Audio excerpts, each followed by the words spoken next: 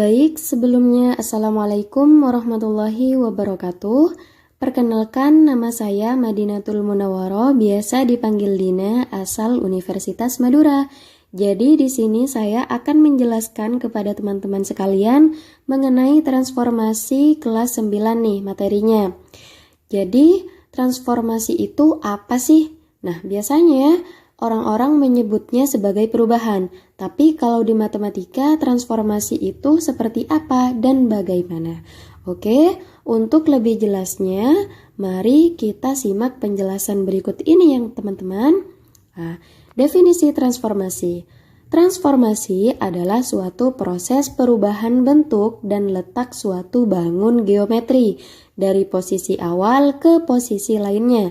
Nah, biasanya posisi awal itu dinotasikan dengan X, Y dan posisi akhirnya dinotasikan dengan X aksen, Y aksen. Nah, ada beberapa jenis-jenis transformasi nih teman-teman. Ada 4 jenis. Yang pertama yaitu translasi, 2 refleksi, 3 rotasi, dan yang keempat dilatasi. Nah, untuk mengetahui keempat jenis ini, mari kita simak penjelasan berikut ini ya. Kita menuju ke pembahasan yang pertama. Apa itu? Yap, benar sekali, yaitu translasi. Jadi translasi adalah pergeseran suatu titik atau benda pada suatu koordinat kartesius. Suatu operasi translasi bisa dinyatakan dengan bentuk sebagai berikut.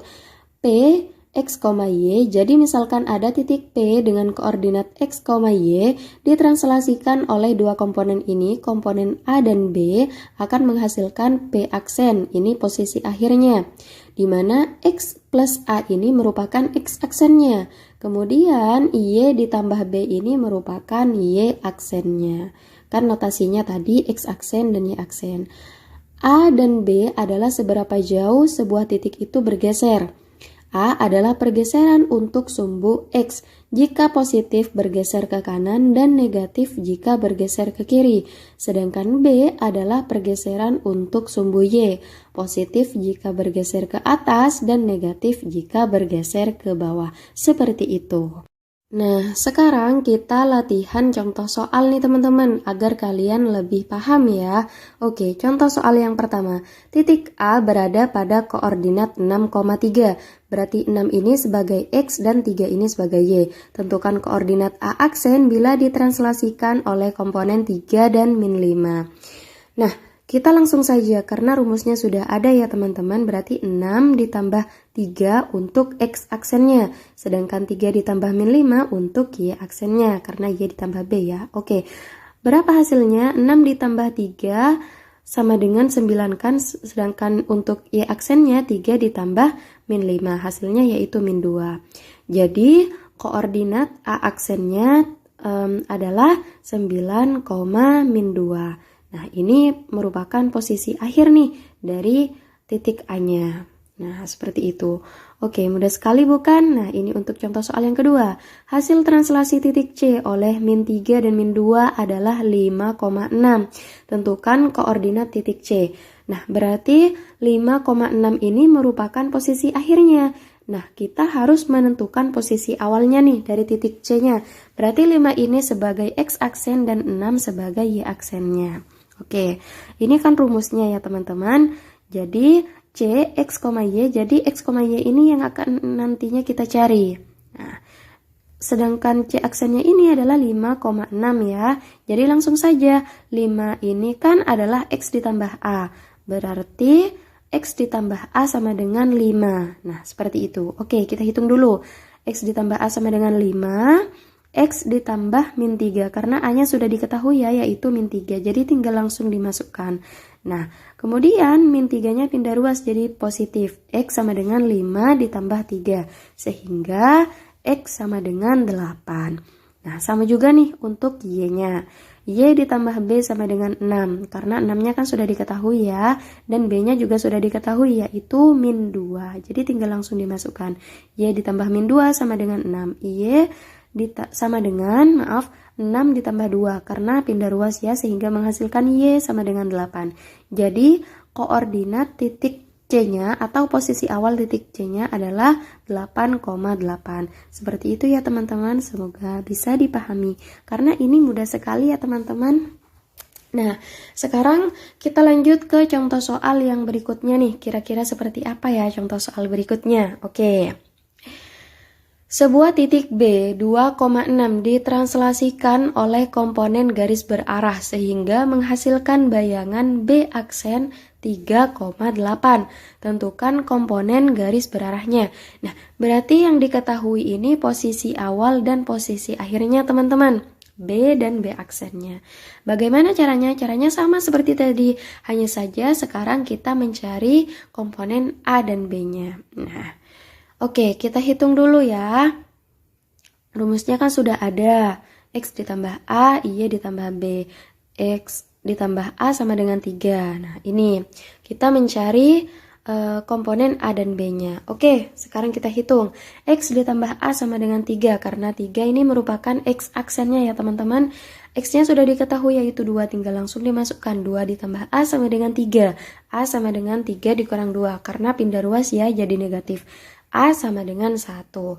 Nah, sama juga ya untuk B-nya. Y ditambah B sama dengan 8. Kemudian karena Y-nya sudah diketahui, jadi tinggal langsung dimasukkan ya. Itu 6. 6 ditambah B sama dengan 8. B sama dengan 8 dikurang 6. Karena 6-nya pindah ruas menjadi negatif. Sehingga menghasilkan B sama dengan 2. Jadi komponen A-nya sama dengan 1 dan komponen B-nya sama dengan 2. Seperti itu. Mudah sekali bukan? Oke, contoh soal yang berikutnya nih. Sebuah segitiga siku-siku memiliki koordinat A 2,1, B 2,6, dan C 6,1. Tentukan bayangan segitiga siku-siku tersebut jika ditranslasikan oleh komponen 2 dan min 5. Nah, sama saja rumusnya sudah tersedia, berarti ini kita hanya perlu mentranslasikan titik A, B, dan C-nya satu persatu teman-teman. Seperti itu. Caranya bagaimana? Oke, mari kita hitung. Kita hitung untuk A aksennya terlebih dahulu nih teman-teman. Berarti kan 2 ditambah 2. Ini untuk X aksennya teman-teman. 2 ditambah 2 sama dengan 4. Kemudian untuk Y aksennya 1 ditambah min 5 sama dengan min 4. Sehingga koordinatnya adalah 4, min 4. Nah, kemudian untuk B aksennya nih, 2 ditambah 2 sama dengan 4. Kemudian untuk Y aksennya 6 ditambah min 5 sama dengan sama dengan 1 ya. Berarti koordinat B aksennya terletak pada koordinat 4,1. Posisi akhirnya maksudnya. Nah, kemudian untuk yang terakhir yaitu C aksennya, posisi akhirnya. Berarti 6 ditambah 2 ini untuk X aksennya, kemudian 1 ditambah min 5 untuk Y aksennya. 6 ditambah 2 sama dengan 8, 1 ditambah min 5 sama dengan min 4. Berarti posisi akhirnya terletak pada koordinat 8, min 4. Seperti itu teman-teman, semoga mudah dipahami ya. Oke, kita lanjut ke contoh soal yang berikutnya nih. Sebuah persegi dengan bayangan A aksen min 4, min 4, B aksennya min 1, min 4, C aksen min 1, min 1, dan D aksen min 4, min 1 merupakan hasil translasi oleh komponen 3 dan min 6. Tentukan koordinat awal bangun persegi tersebut. Nah, berarti kita harus mencari posisi awalnya satu persatu nih teman-teman. Ya kan? Karena yang diketahui posisi akhirnya dari bangun persegi ini. Nah, oke, kita hitung untuk yang pertama dulu. Caranya ya sama seperti tadi, X ditambah 3 sama dengan min 4. X sama dengan min 4 dikurang 3, karena pindah ruas. Sehingga X sama dengan min 7. Kemudian untuk Y-nya, berarti Y ditambah min 6 sama dengan min 4 ya. Y sama dengan min 4 ditambah 6 karena pindah ruas jadi positif ya. Sehingga menghasilkan Y sama dengan 2. Jadi posisi awal titik A-nya terletak pada koordinat min 7,2. Sekarang untuk B-nya. Oke, kita hitung ya. X ditambah 3 sama dengan 1. Oke, min 1, maaf, X sama dengan min 1 dikurang 3. Sehingga menghasilkan X sama dengan min 4. Kemudian untuk Y-nya, Y ditambah min 6 sama dengan min 4. Y sama dengan min 4 ditambah 6. Pindah ruas menjadi positif. Sehingga Y sama dengan 2. Jadi posisi awal dari titik B-nya adalah min 4,2. Nah, kemudian kita lanjut kepada C-nya. Kita hitung X ditambah 3 sama dengan min 1 ya. X sama dengan min 1 dikurang 3 karena pindah ruas menjadi positif. X sama dengan min 4.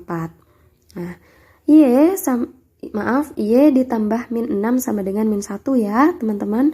Jadi Y sama dengan min 1 ditambah 6 karena pindah ruas sehingga menghasilkan Y sama dengan 5. Jadi posisi awalnya min 4,5. Kemudian yang terakhir X ditambah 3 sama dengan min 4. X sama dengan min 4 dikurang 3, sama saja nih, sehingga menghasilkan X sama dengan min 7. Kemudian, Y ditambah min 6 sama dengan min 1. Y sama dengan min 1 ditambah 6, pindah ruas jadi positif ya. Y sama dengan 5. Jadi posisinya yaitu terletak pada koordinat min 7,5. Seperti itu teman-teman, sangat mudah sekali. Semoga bisa dipahami. Oke, contoh soal yang terakhir. Sebuah titik F 3, min 5 ditranslasikan berturut-turut oleh komponen 2, 2, dan 3, min 3. Tentukan bayangan terakhir titik F. Nah, berarti ini ditranslasikan sebanyak 2 kali ya teman-teman. Oke, kita translasikan yang pertama dulu nih. Untuk mencari F aksennya. Nah, berarti 3 ditambah 2 untuk aksennya sama dengan 5, sedangkan min 5 ditambah 2 sama dengan min 3 untuk Y aksennya. Jadi F aksennya itu sama dengan 5, min 3. Kemudian F aksennya ini ditranslasikan lagi oleh komponen 3 dan min 3. Jadi F double aksennya sama dengan 5 ditambah 3 ya teman-teman. Kemudian untuk Y double aksennya sama dengan min 3 ditambah min 3. Hasilnya 5 ditambah 3 sama dengan 8, min 3 ditambah min 3 sama dengan min 6. Jadi ini adalah bayangan terakhir dari titik F teman-teman. Seperti itu. Baik, sekarang kita menuju ke pembahasan yang selanjutnya ya. Apa itu? Ya, pembahasan yang selanjutnya yaitu refleksi. Jadi refleksi adalah pencerminan suatu titik atau benda pada suatu koordinat kartesius. Suatu titik bisa dicerminkan terhadap garis atau bahkan terhadap titik yang lain nih. Nah, untuk rumusnya P dengan koordinat A, B. Jadi misalkan ada titik P dengan koordinat A, B. M, Y sama dengan X. Maksudnya M di sini mirror, dicerminkan terhadap garis Y sama dengan X. Nah, akan menghasilkan bayangan berupa P aksen. Y sama dengan X ini hanya contoh ya teman-teman. Nah, nantinya ini bisa berubah-ubah. Berubah-ubahnya seperti apa nih Kak? Oke, mari kita lihat tabel berikut ini. Jadi, misalkan ada P dengan koordinat A, B dicerminkan terhadap sumbu X misalnya. Dicerminkan terhadap sumbu Y akan menghasilkan bayangan yang sumbu X misalnya bayangannya berupa A, min B. Kemudian dicerminkan terhadap garis Y sama dengan X. Kemudian dicerminkan terhadap garis Y sama dengan min X dan seterusnya. Oke, kita langsung menuju ke contoh soal agar kalian lebih paham nih. Titik A berada pada koordinat 2,3. Tentukan koordinat A aksen bila direfleksikan terhadap titik O 0,0. Nah, kita lihat dulu nih pada tabel. Nah, yang mana ya? Oh, ternyata dicerminkan pada titik pangkal 0,0 nih, teman-teman. Berarti bayangannya berupa min A, min B. Nah, seperti itu. Jadi, titik A dengan koordinat A, B dicerminkan terhadap titik pangkal ini. Koordinatnya 2,3 berarti jadi negatif ya. Jadi min 2, min 3. Kalau misalkan titiknya 2, min 3. Nah, bayangannya seperti apa nih kalau dicerminkan terhadap titik pangkal? Sama saja, berarti bayangannya min 2, 3. Nah, seperti itu teman-teman. Mudah sekali bukan? Nah, itu. Kemudian untuk soal yang berikutnya, tentukan bayangan dari sebuah titik P 5,7 jika dicerminkan terhadap garis X sama dengan 3. kita lihat dulu nih pada tabel yang mana ya. Oh, ini ternyata dicerminkan terhadap garis X sama dengan H hanya adalah 3, akan menghasilkan bayangan berupa 2H min A, B. Nah, seperti ini ya teman-teman. Nah, lalu bagaimana untuk yang selanjutnya? Hanya kan sudah diketahui nih 3 X sama dengan H kan. Jadi P dengan koordinat 5,7 dicerminkan terhadap garis X sama dengan 3 akan menghasilkan bayangan berupa P aksen. Kita hitung, hanya sudah diketahui 3. 2 kali 3 dikurang A-nya sama dengan 5. B-nya tetap ya 7. Nah, 2 dikali 3 sama dengan 6 nih teman-teman. Kemudian dikurang 5, B-nya tetap 7. 6 dikurangi 5 sama dengan 1,7. Jadi ini adalah bayangan dari titik P setelah dicerminkan terhadap garis X sama dengan 3. Baik, lanjut ke contoh soal yang berikutnya. Jika diketahui bayangan sebuah titik A adalah A aksen 4,-2 yang merupakan hasil pencerminan sebuah titik terhadap garis Y sama dengan X. Tentukan posisi titik awal. Nah, berarti yang diketahui hasil pencerminannya. Kita harus mencari posisi awalnya nih teman-teman, sebelum dicerminkan ya. Nah, berarti kan caranya sama ya seperti tadi terhadap Y sama dengan X. Setelah kita lihat, maka bayangannya berupa B, A.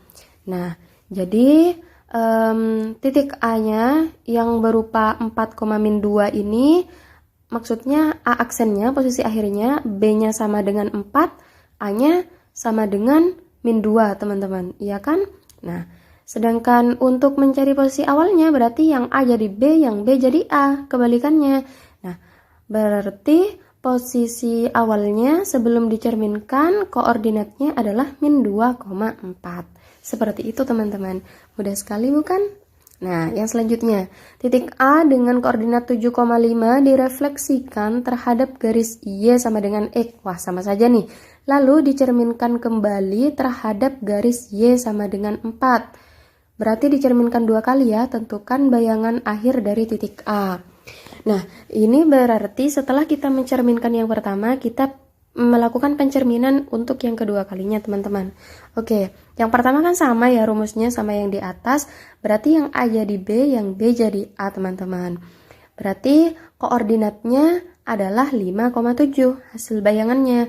Nah, kemudian dari koordinat A aksennya ini kemudian dicerminkan kembali terhadap garis Y sama dengan 4, seperti itu.